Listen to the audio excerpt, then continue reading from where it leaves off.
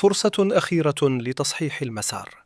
هكذا يمكن وصف مواجهة الجزائر والأردن في الجولة الثانية من كأس العالم بعد تعثر المنتخبين في الجولة الأولى. ويتواجد المنتخبان في مجموعة تضم أيضا الأرجنتين والنمسا.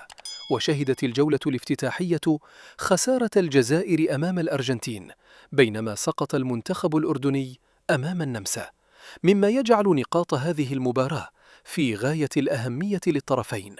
المنتخب الجزائري يدخل اللقاء وعينه على تحقيق أول فوز في البطولة وإنعاش آماله في التأهل إلى الدور المقبل.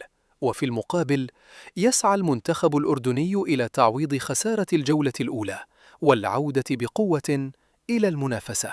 المباراة ستقام يوم الثلاثاء على الساعة 4 صباحا بتوقيت المغرب وتونس والجزائر، والسادسة صباحا بتوقيت الأردن والسعودية ومصر.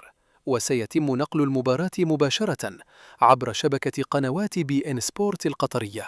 فمن سيحصد أول نقاطه في كأس العالم، الجزائر أم الأردن؟